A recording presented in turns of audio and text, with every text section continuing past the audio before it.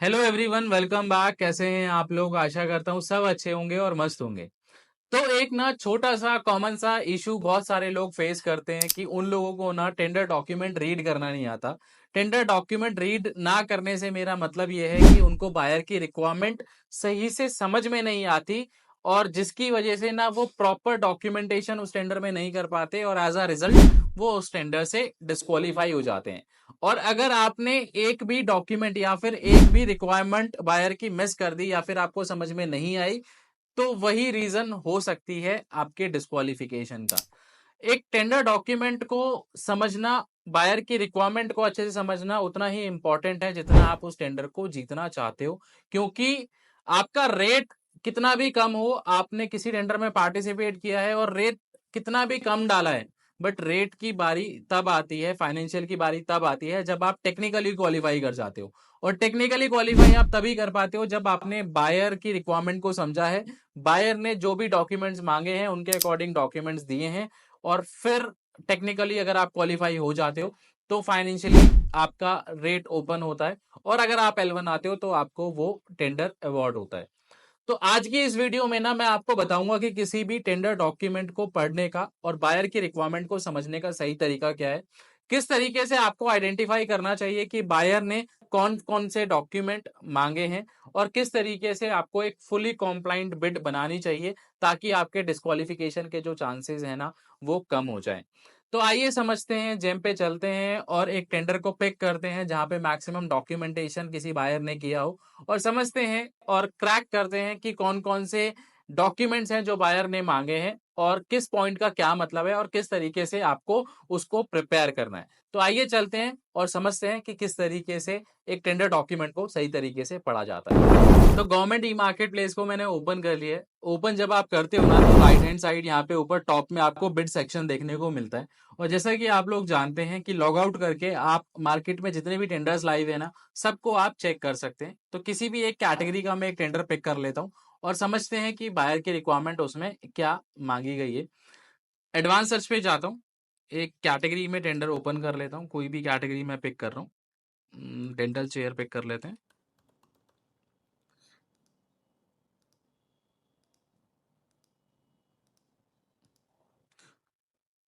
तो एक ऐसा टेंडर ओपन करते हैं, यहाँ पे 304 क्वांटिटी मांगी गई है, तो मुझे लगता है कि शायद मैक्सिमम डॉक्यूमेंटेशन इसमें होना चाहिए। ठीक है, तो एक टेंडर मैंने यहाँ पे पिक कर लिया है।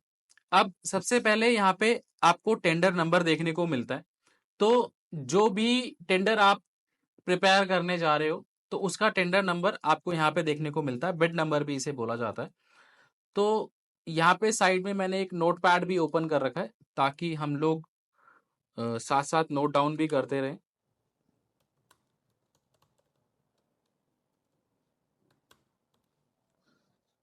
ओके,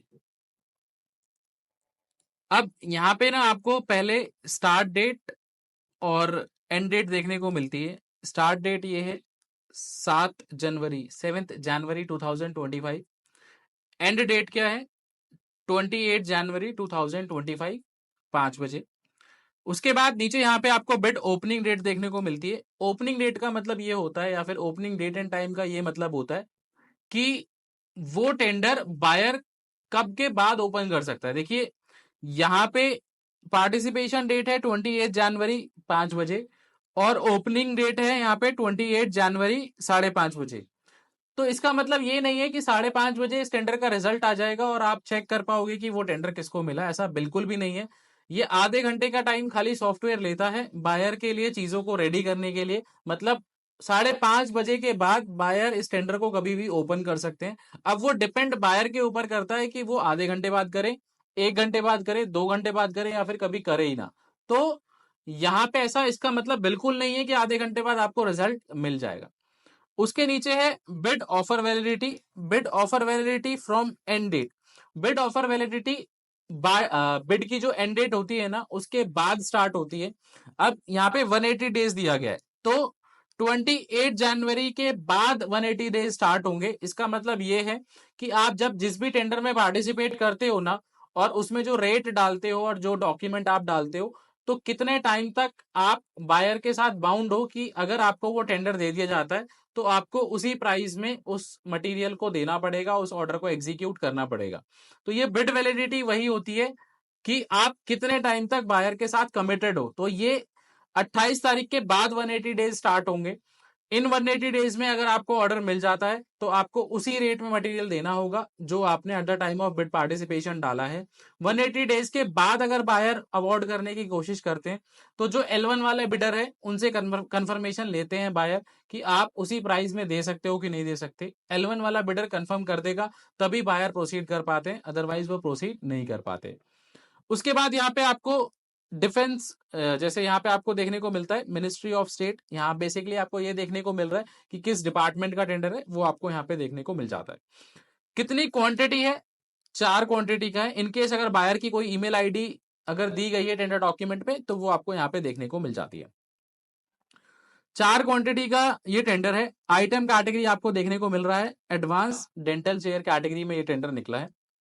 अब उसके नीचे आप आ जाओ यहाँ पे डॉक्यूमेंट रिक्वायर्ड फ्रॉम सेलर। अब इस टेंडर में जो प्रोडक्ट मांगा है उसकी स्पेसिफिकेशन क्या मांगी है वो आपको यहाँ पे देखने को मिलता है कि किस स्पेसिफिकेशन का प्रोडक्ट बायर को रिक्वायर्ड है। ठीक है, तो जो भी बायर को स्पेसिफिकेशन का प्रोडक्ट रिक्वायर्ड है आप उसके अकॉर्डिंग पहले तो प्रोडक्ट ऑफर करते हो जो भी बायर को रिक्वायर्ड है। अब उसके बाद आती है डॉक्यूमेंटेशन की बारी कि कौन कौन से डॉक्यूमेंट आपको सबमिट करने हैं। तो वो हम लोग यहाँ पे एक चेकलिस्ट बनाते हैं कि इस टेंडर को क्वालिफाई करने के लिए कौन कौन से टेंडर डॉक्यूमेंट हमें सबमिट करने की जरूरत है। तो यहाँ पे आप आएंगे, यहाँ पे देखने को मिलता है आपको document required from seller, experience criteria. देखिए एक्सपीरियंस क्राइटेरिया है यहाँ पे सबसे पहले मांगा गया। एक्सपीरियंस क्राइटेरिया में ना आपको पास्ट वर्क ऑर्डर देने होते हैं सिमिलर कैटेगरी में, जो भी आपने काम किया है उसका प्रूफ आपको देना होता है। आप अपने परचेज ऑर्डर भी लगा सकते हो, आप अपने जीएसटी बिल भी लगा सकते हो, आपने कोई वर्क कंप्लीट किया है उसका कंप्लीशन सर्टिफिकेट है तो उसे भी आप लगा सकते हो। कितना लगाना होता है वो आपको यहाँ पे टेंडर डॉक्यूमेंट में बताया गया होता है। देखिए जैसे यहाँ पे आपको देखने को मिल रहा है years of past experience required 3 साल। तो लास्ट 3 ईयर्स में सिमिलर कैटेगरी में जो भी आपने काम किया है उसका पीडीएफ, मतलब उन वर्क ऑर्डर्स के पीडीएफ बना के आप यहाँ पे अपलोड करोगे। एक्सपीरियंस क्राइटेरिया 3 साल का मांगने का मतलब बायर का ये रहता है कि बायर ये चेक करना चाहते हैं कि आपकी जो फर्म है वो सिमिलर कैटेगरी में लास्ट 3 सालों में एक्टिव है कि नहीं है। तो एक्सपीरियंस क्राइटेरिया यहाँ पे हमें सबमिट करना है लास्ट 3 ईयर्स का।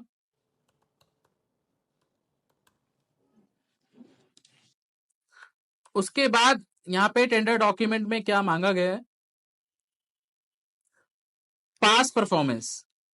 पास परफॉर्मेंस कितनी मांगी गई है वो यहाँ पे नीचे देखने को मिलता है आपको कि पास परफॉर्मेंस कितनी मांगी गई है, 50% मांगी गई है। अब ये जो पास परफॉर्मेंस है ना इसमें भी आपको पास्ट वर्क ऑर्डर ही देने होते हैं, पास्ट एक्सपीरियंस ही देना होता है जो आपने सिमिलर कैटेगरी में किया है। बट यहाँ पे ना पास्ट परफॉर्मेंस डिफाइन होती है कि आपको कितना देना, जैसे 50% है। अब जो एक्सपीरियंस क्राइटेरिया उस पास परफॉर्मेंस में क्या डिफरेंस होता है, देखिए एक्सपीरियंस क्राइटेरिया में ना कहीं पे ये लिखा नहीं होता कि आपको इतने करोड़ का काम करा होना चाहिए या फिर इतनी क्वांटिटी का काम करा होना चाहिए। वहां पे सिंपल बायर ये देखना चाहते हैं कि आपकी फर्म जो भी उन्होंने क्राइटेरिया लगाया है उस पीरियड में एक्टिव है कि नहीं है। बट पास परफॉर्मेंस यहाँ पे डिफाइन करी गई है कि 50% आपको देनी है। अब ये 50% की जो पास परफॉर्मेंस है ना पहले क्वांटिटी वाइज कैलकुलेट होती है और फिर वैल्यू वाइज कैलकुलेट होती है। मतलब अगर आप कोई टेंडर पार्टिसिपेट करने जा रहे हो और उसकी जो क्वांटिटी है, जो बायर ने उस टेंडर की जो क्वांटिटी है वो 100 है, तो 100 क्वांटिटी का 50% कितना होता है, 50 क्वांटिटी। तो 50 क्वांटिटी आपने पहले किसी भी डिपार्टमेंट में सप्लाई करी होनी चाहिए, उसका प्रूफ आपको देना है। 70 क्वांटिटी मतलब 70% होता है तो 70 क्वांटिटी और 30% होता है तो 30 क्वांटिटी, तो उसके अकॉर्डिंग आप कैलकुलेट करते हो। तो पहले ये क्वांटिटी वाइज कैलकुलेशन होती है।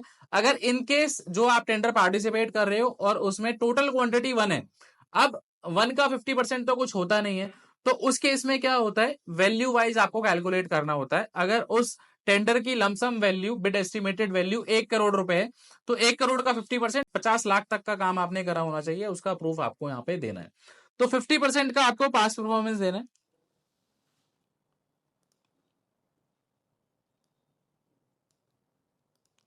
अब 50% का पास परफॉर्मेंस इसमें मांगा गया है। अब मैं इस टेंडर के अकॉर्डिंग 50% निकालूं तो ये क्वांटिटी कितनी है, 4 क्वांटिटी है, तो 4 का 50% हो गया 2 क्वांटिटी। तो 2 क्वांटिटी हमारी इसमें पास परफॉर्मेंस देनी है हमें कि 2 क्वांटिटी का पहले भी जो भी आप अगर आप टेंडर पार्टिसिपेट कर रहे हो तो 2 क्वांटिटी एटलीस्ट आपने किसी ना किसी डिपार्टमेंट में दी होनी चाहिए, उसका हमें प्रूफ यहाँ पे देना है।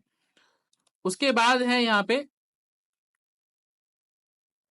Bidder turnover. बिडर टर्नओवर में आपको अपना टर्नओवर सर्टिफिकेट यहाँ पे सबमिट करना होता है। अब बिडर टर्नओवर सर्टिफिकेट में क्या है कि आपका सीए एक टर्नओवर सर्टिफिकेट आपको बना के दे देंगे, उसको आपको यहाँ पे अपलोड करना है। टर्नओवर में तो ज्यादा हम कुछ कर नहीं सकते, एज पर एक्चुअल जो भी टर्नओवर होगी वो आपका सीए आपको सर्टिफाई करके एक सर्टिफिकेट बना के दे देगा, उसे आपको यहाँ पे अपलोड करना है। हालांकि इस टेंडर में क्वालिफाई होने के लिए कितनी टर्नओवर रिक्वायर्ड है, minimum average annual turnover of the bidder required 52 lakh तक की यहाँ पे टर्नओवर रिक्वायर्ड है। तो यहाँ पे बिडर टर्नओवर मैं लिख देता हूँ 52 लाख।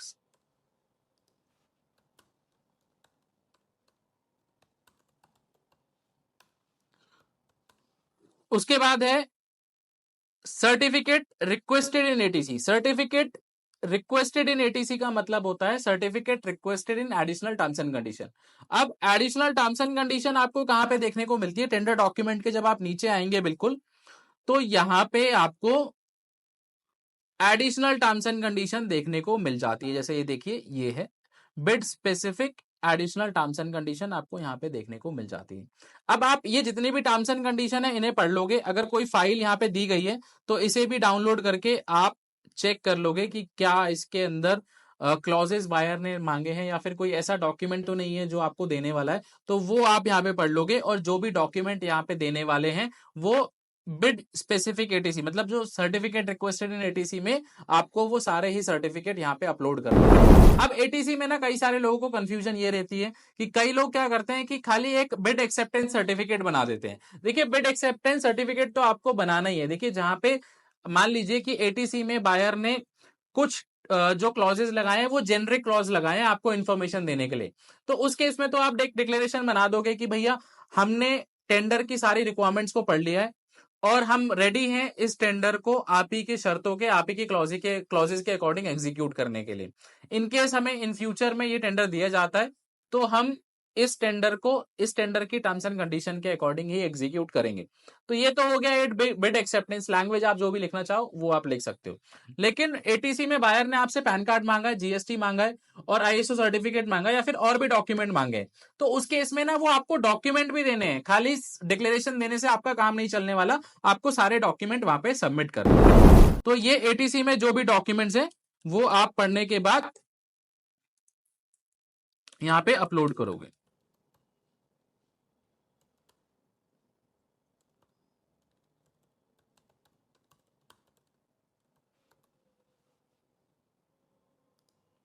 ठीक है, उसके बाद हम आ जाते हैं ओईएम ऑथराइजेशन सर्टिफिकेट।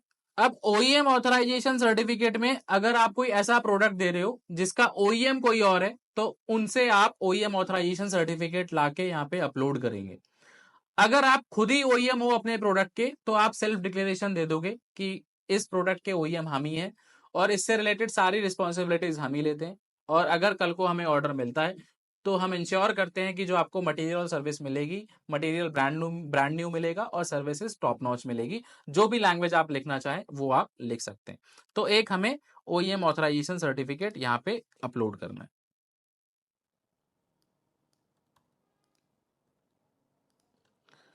ठीक है, अब उसके बाद है यहाँ पे OEM annual turnover. OEM annual turnover certificate आपको यहाँ पे अपलोड करना है। अगर आपका ओईएम कोई और है तो उनसे एक टर्नओवर सर्टिफिकेट लेके आप यहाँ पे अपलोड करोगे। अगर आप खुद ही ओईएम हो तो आप अपना ही टर्नओवर सर्टिफिकेट यहाँ पे रिपीट कर दो। तो ये एक हमारा पॉइंट हो गया। उसके बाद है एडिशनल डॉक्यूमेंट 1। अब एडिशनल डॉक्यूमेंट 1, 2, 3, 4 ये ना आपने काफी सारे टेंडर्स में देखा होगा। एडिशनल डॉक्यूमेंट 1, 2, 3, 4 ये कोई डॉक्यूमेंट नहीं होते, ये बेसिकली आपको एक्स्ट्रा स्पेस आपको प्रोवाइड कराया जाता है। देखिए, एटीसी में मान लीजिए बायर ने काफी सारे डॉक्यूमेंट्स आपसे मांग लिए।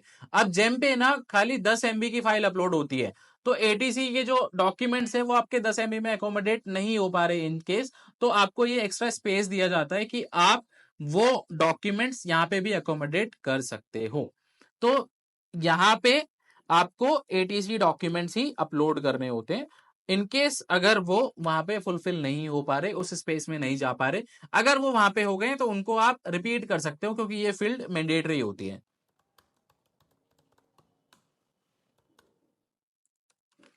उसके बाद है यहाँ पे हमारे पास compliance of BOQ specification and supporting document. अब compliance of BOQ specification and supporting document आपको क्या करना होता है, इसमें कई लोग क्या करते हैं कि बायर ने जो टेंडर डॉक्यूमेंट दिया है उसी पे साइन स्टैंप करके वहीं पे अपलोड कर देते हैं। नहीं भाई, ऐसा नहीं करना। आपको क्या करना है, एक लेटर हेड पे आपको एक कॉम्प्लायंस शीट बनानी है। कॉम्प्लायंस शीट में आप मेंशन करोगे, एक जगह बायर की रिक्वायरमेंट लिख दोगे कि ये बायर ने मांगी है, और एक जगह आप अपनी ऑफरिंग दोगे कि आप क्या दे रहे हो। अगर बायर ने मांगा है ए बी सी, अब एबीसी में से आप कौन सा दे रहे हो, बी दे रहे हो, तो आप बी में बी मेंशन करो वहां पे। मैं दिखा देता हूं कि किस तरीके से आपको वो डॉक्यूमेंट बनाना चाहिए। देखिए कुछ इस तरीके से ना आपको टेक्निकल कॉम्प्लायंस बनानी चाहिए। यहाँ पे आप देखेंगे कि एक जगह बिड की रिक्वायरमेंट लिखी गई है, मतलब आपके टेंडर डॉक्यूमेंट में जो भी बायर ने स्पेसिफिकेशन मांगी है, एक जगह आप उस कॉलम में वो लिख देंगे, और एक जगह आप यहाँ पे कॉम्प्लायंस बनाएंगे इस तरीके से। या तो आप यस नो भी कर सकते हैं, और अगर आप स्पेसिफाई करना चाहें, अगर एक से ज्यादा पैरामीटर है, दो से ज्यादा पैरामीटर है, तो आप आपके प्रोडक्ट में जो भी स्पेसिफिकेशन प्रेजेंट है इस तरीके से आप लिख सकते हैं। जैसे आप देखेंगे कि यहाँ पे बायर ने क्या मांगा था, इंडोर, आउटडोर और हायर, हम क्या दे रहे हैं, इंडोर, तो हमने यहाँ पे मेंशन कर रखा है। इसी तरीके से आप अपने लेटर हेड पे उस डिपार्टमेंट को एड्रेस करके एक कॉम्प्लायंस शीट प्रॉपर बना के अपलोड करेंगे जिस भी टेंडर में आपसे मांगी जाती है। तो ये आपको बनानी है अपने लेटर हेड पे, और उसके बाद उसे साइन स्टैम्प करके आपको अपलोड करना है। खाली टेंडर डॉक्यूमेंट को साइन स्टैम्प करके अपलोड करने से नहीं होने वाला। तो यहां पे मैं लिख देता हूं कि to be prepared by bidder. उसके बाद है हमारे पास यहाँ पे आप देखेंगे तो ये तो थे डॉक्यूमेंट्स जो कि नॉर्मली बायर ने मांगे गए हैं। अब इसके नीचे आप देख लेते हैं कि क्या क्या इस टेंडर में और आपको देना है। अब पास परफॉर्मेंस हमने कवर कर ली। इस टेंडर में बिड टू आर है कि नहीं है, बिड टू आर बिल्कुल है। तो bid to RA enabled, yes है ये टेंडर।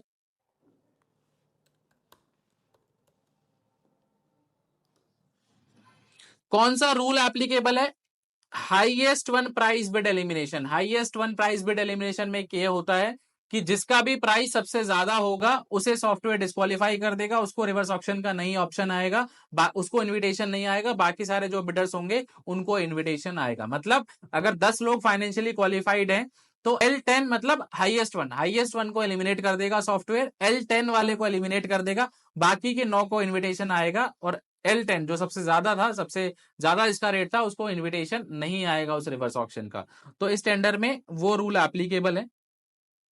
रूल भी मैं लिख देता हूं यहाँ पे। उसके बाद है यहाँ पे type of bid, two packet bid. Two packet bid का मतलब ये होता है, देखिए जब भी कोई भी बिड की इवैल्यूएशन होती है तो दो पार्टों में होती है, पहले टेक्निकल इवैल्यूएशन होती है और फिर फाइनेंशियल इवैल्यूएशन होती है। तो जब बायर टेक्निकल इवैल्यूएशन करते हैं तो वहां पे वो डॉक्यूमेंट चेक करते हैं और ये चेक करते हैं कि जो मैंने प्रोडक्ट मांगा है कि वो सेलर्स ने दिया है कि नहीं दिया। टेक्निकल इवैल्यूएशन में बायर को किसी के भी प्राइजेस पता नहीं लगते। प्राइजेस तभी पता लगते हैं जब वो फाइनेंशियल बिड ओपन करते हैं। तो इस टू स्टेज इवैल्यूएशन को टू पैकेट बिड बोला जाता है। और सिंगल पैकेट बिड में क्या होता है कि जैसे ही बायर टेंडर ओपन करता है, बायर को रेट के साथ साथ फाइनेंशियल रेट के साथ साथ डॉक्यूमेंट्स भी देखने को मिलते हैं। मतलब टेक्निकल और financial at the same time buyer उस टाइम पे कर पाते हैं। अब time to be allowed for technical clarification, in case अगर कल को बायर आपको डिस्क्वालीफाई करते हैं तो 2 दिन का स्टैंडर्ड टाइम आपको मिलता है बायर को चैलेंज करने का, तो वो यहाँ पे जेनरिक है। Evaluation method total value wise evaluation है। ईएमडी कितनी मांगी गई है, 5,25,000 रुपए ईएमडी मांगी गई है। तो वो भी हम यहाँ पे नोट कर लेते हैं क्योंकि ये भी इंपॉर्टेंट है।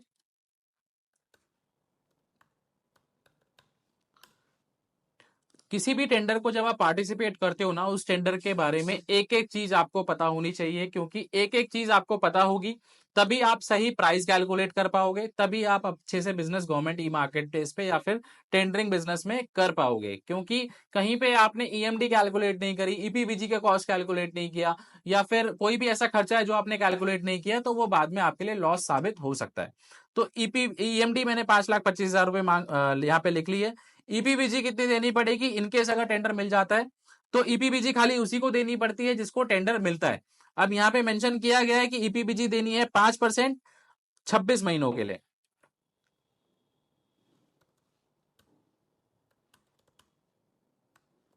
तो वो मैंने यहाँ पे मेंशन कर दिया। उसके बाद आपको और क्या देना है यहाँ पे वो देख लेते हैं।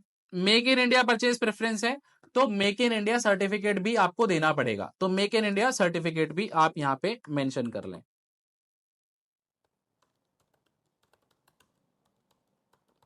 अब बहुत सारे लोगों को ना ये कंफ्यूजन होती है कि sir make in India certificate हम कहां से बनवाएं, या फिर कौन सी ऐसी अथॉरिटी है जो मेक इन इंडिया सर्टिफिकेट बनाती है। तो मैं बता दूं कि मेक इन इंडिया सर्टिफिकेट का ना कोई भी मतलब मेक इन इंडिया का कोई भी सर्टिफिकेट नहीं होता, ये डिक्लेरेशन होती है। तो आपको सेल्फ डिक्लेरेशन देनी होती है कि आपके प्रोडक्ट के अंदर कितना लोकल कंटेंट अवेलेबल है। तो जो भी लोकल कंटेंट अवेलेबल है वो आप यहाँ पे डिक्लेरेशन देंगे। नीचे देख लेते हैं, प्री बिड मीटिंग भी है यहाँ पे। तो प्री बिड मीटिंग की डिटेल्स भी आप नोट कर लें।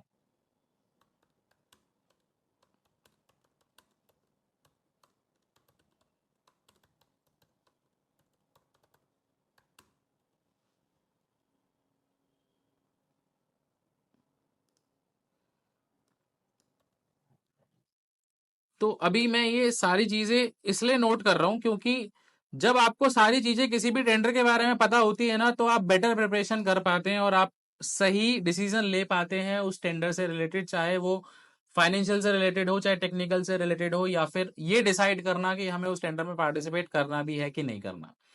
तो लगभग हमने सारे ही पॉइंट्स यहाँ पे कवर कर लिए हैं। टेंडर स्पेसिफिकेशन मतलब जो भी प्रोडक्ट स्पेसिफिकेशन बायर ने मांगी है उसके अकॉर्डिंग आप प्रोडक्ट अपलोड करोगे। स्पेसिफिकेशंस के अकॉर्डिंग जब आप प्रोडक्ट अपलोड करते हो तो आपको ध्यान ये भी देना होता है कि स्पेसिफिकेशन में कोई ऐसा डॉक्यूमेंट तो नहीं है, ऐसा टेस्ट रिपोर्ट तो नहीं है जो बायर ने मांगा है, तो वो भी आपको साथ में कवर करना है। बाकी सारे ही पॉइंट्स मैंने कवर कर लिए। अब यहाँ पे कॉम्प्रिहेंसिव मेंटेनेंस भी इसमें एप्लीकेबल है, तो वो भी आपको जब आप प्राइसिंग करोगे तो उसके अकॉर्डिंग आपको वो भी कंसिडर करना होगा। बट वो अगेन वो एक प्राइसिंग वाला फैक्टर है, फाइनेंशियल बिड में इसका रोल रहता है। टेक्निकली हमने सारी ही चीजें कवर कर ली हैं। सबसे बड़ा इंपॉर्टेंट पार्ट एक ये भी रहता है कि आपका कंसाइनी कहाँ का है। तो आपको जब भी किसी भी टेंडर को प्रिपेयर करना है ना, हमेशा आपको कंसाइनी की लोकेशन कंसिडर करनी होती है, क्योंकि यही वो लोकेशन होती है जहां पे आपको मटेरियल डोर डिलीवरी देना होता है। तो यहाँ पे ना हमने ये चेकलिस्ट बनाई है कि इस टेंडर को पार्टिसिपेट करने के लिए ये डॉक्यूमेंट्स की रिक्वायरमेंट है। ईएमडी हमने मेंशन किया है। इनकेस अगर आप एग्जामिशन ले रहे हैं तो आपके पास उद्यम सर्टिफिकेट होना चाहिए। बट ध्यान रहे एमएससी की जो एग्जामिशन है ईएमडी की, वो मैन्युफैक्चरर और सर्विस प्रोवाइडर को मिलती है, रीसेलर ट्रेडर को ईएमडी की एग्जामिशन नहीं मिलती। तो ये सारी वो चीजें हैं जो आपको किसी भी टेंडर को प्रिपेयर करने के दौरान ना मद्देनजर रखनी होती है। अगर आप इन चीजों को ठीक से फॉलो करते हैं तो आप उस टेंडर में क्वालिफिकेशन के चांसेस अपने मैक्सिमम इंक्रीज कर लेते हैं। तो ये था हमारा आज का वीडियो कि किस तरीके से आपको किसी भी टेंडर को पढ़ना चाहिए और उसकी रिक्वायरमेंट को समझना चाहिए। कोई डाउट कोई क्वेश्चन आता है तो मेरा डिस्क्रिप्शन में ईमेल आईडी दिया हुआ है, आप मुझे ईमेल भी कर सकते हैं। कमेंट करके भी आप मुझे बता सकते हैं अपनी प्रॉब्लम्स। मैं ट्राई करूंगा जल्द से जल्द आपको रिप्लाई करके आपकी प्रॉब्लम सॉल्व करने का। साथ ही साथ आप लोगों को भी लगता है कि कोई ऐसा टॉपिक है जिसके ऊपर मुझे वीडियो बनानी चाहिए, तो आप प्लीज मुझे कमेंट करके सजेशन दीजिए। मैं ट्राई करूंगा जल्द से जल्द उस टॉपिक के ऊपर आप लोगों के लिए वीडियो लेके आई जाए। तो इस तरीके की वीडियोस आप लोगों तक पहुंचती रहे। चैनल को सब्सक्राइब कर लीजिए। जल्दी मिलेंगे एक नई वीडियो के साथ, तब तक के लिए थैंक यू सो मच।